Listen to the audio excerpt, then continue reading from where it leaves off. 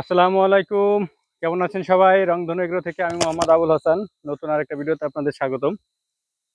আজকে হচ্ছে যে পেঁপে গাছে একটা ওষুধ দিচ্ছি। পেঁপে গাছগুলো দেখেন একটু নরম হয়ে গেছে, কারণ এই বছর আসলে বৃষ্টির সাথে কোনোভাবেই পারা গেল না। মানে বৃষ্টির সাথে কোনোভাবেই কুলায় পারলাম না। কারণ আমার এটা দেখা, পুরো ক্ষেতটা দেখাও। আমার এই জমিতে প্রায় 120টার মতো গাছ আছে, যেখান থেকে আমার টার্গেট ছিল সর্বনিম্ন 100 মন পেঁপে হারভেস্ট করা, বাট 30-40 মন মাত্র হারভেস্ট হয়েছে। তো গাছের অবস্থা মোটামুটি এখন মানে আধা বয়স হয়ে গেছে। মানে যে টার্গেট ছিল সেই টার্গেট কোনোভাবেই ফিল আপ করা সম্ভব হচ্ছে না মনে হয়। চেষ্টার ত্রুটি করি নাই, কিন্তু এখন বৃষ্টির সাথে পেরে উঠলাম না। এই যেমন ধরেন, এই যে ওষুধ দিচ্ছে এখন, এই ওষুধটা মনে করেন যে অল্প একটু সময় থাকবে। যদি বৃষ্টি চলে আসে তাহলে ওষুধের অ্যাকশন আবার শেষ হয়ে যাবে অল্প টাইমের মধ্যেই। তো সেই ক্ষেত্রে কেয়ার করার আছে। তারপরে যেহেতু ইনভেস্ট হয়ে গেছে সম্পূর্ণ, তো সম্পূর্ণ ইনভেস্ট হওয়ার পরে এখন চেষ্টা তো আর কম করা যাবে না। এখন মোটামুটি দাও, ক্যামেরাটা আমার কাছে দাও।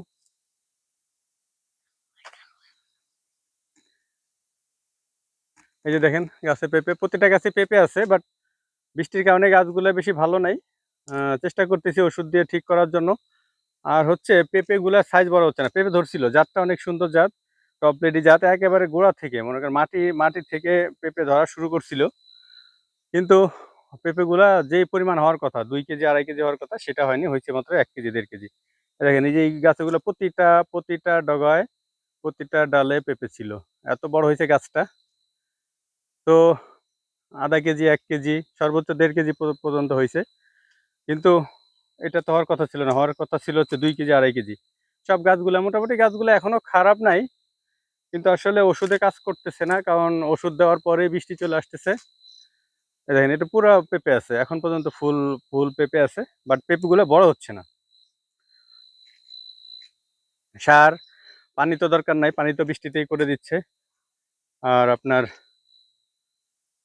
সার ওষুধ প্রচুর পরিমাণ খরচ হচ্ছে, বাট আউটপুট সেই পরিমাণ আসতেছে না। নাও একটু ধরো, আর কয়েকটা গাছ দেখায় তারপর অফ করে দিবা। তো আপনারা থাকেন আমার সাথে, আমি একটু ওষুধ দেই, কারণ সময় প্রায় মাগরিবের টাইম হয়ে যাবে একটু পরেই। তো থাকেন আপনারা আপনার সাথে, আমাদের সাথে।